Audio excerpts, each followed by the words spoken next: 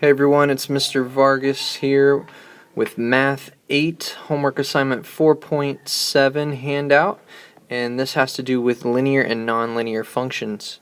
Only 4 problems for homework tonight, so not too much to do.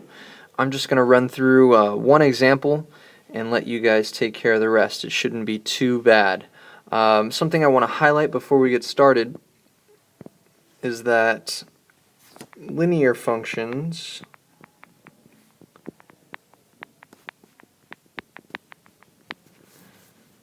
have a constant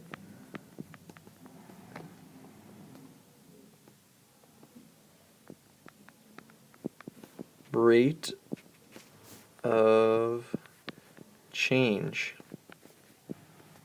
So what this means is whenever you change x,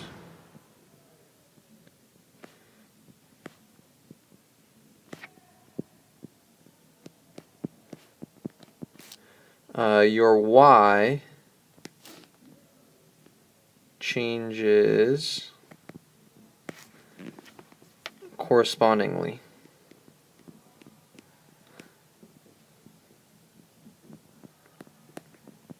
Okay, and for nonlinear functions, which we're starting to look at,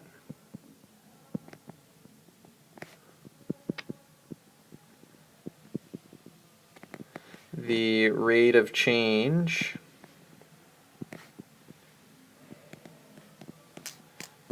is not constant or consistent for what we know it to be. Okay, it's not constant.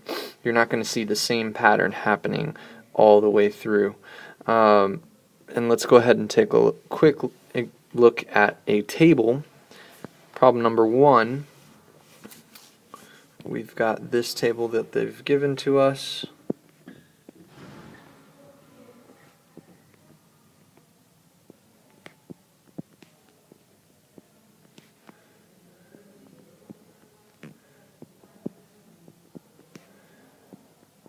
Okay, and what we actually have here is in fact a linear function, or a representation of a linear function, because the rate of change is constant. When I add to here, I add to here, well, you would expect the same results as I move from this x input to this x input. So when I add 2 to 5 to get 7, I better add 2 to the bottom number, or to the y value, to get the next output, 11. And that actually does work out here. 2 plus 9 will make 11. Okay, so when I increase the x by 2, my y also increases by 2, creating a linear function, because we have a constant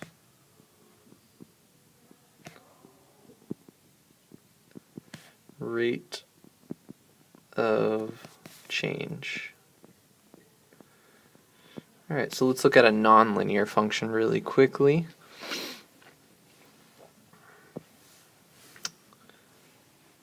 How about number 4? Number 4, we've got our x and our y chart, and they give us -2, -3, -4, -5, and the values for y are the ordered pairs. So we have ordered pair of -2, -1, an ordered pair of -3, -5, an ordered pair of -4, 9, and then an ordered pair of -5, 8. Okay, so the top, our inputs, we are definitely changing those by adding +1. So we should expect a pattern to occur when we are switching between our y values. But here, when I jump from x is -2 to x is -3, and I output y as -1, and then all of a sudden I output y as -5, that gives me a subtraction of 4, which is fine, but then when we make the jump, when we add another one, we should expect another subtraction of 4. But instead, we see an addition of 14. To go from -5 to 9, you would actually add 14. And then when we add 1 again to get from -4 to -5, when we add another one, we also see another strange change in our y. This time we're adding 1 to get from 9 to 8. Sorry, we're subtracting 1. That's my fault. We are subtracting 1 here. Okay, so this is actually representative of a nonlinear function because our rate of change is not constant. Every time we increased x by 1, we would have expected the same type of change to occur for y, but it didn't. It varied. We had a -4, we had +14, we had -1. So this is a nonlinear function.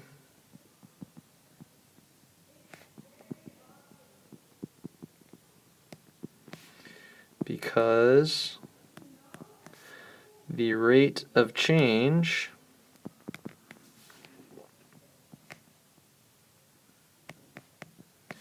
is not constant.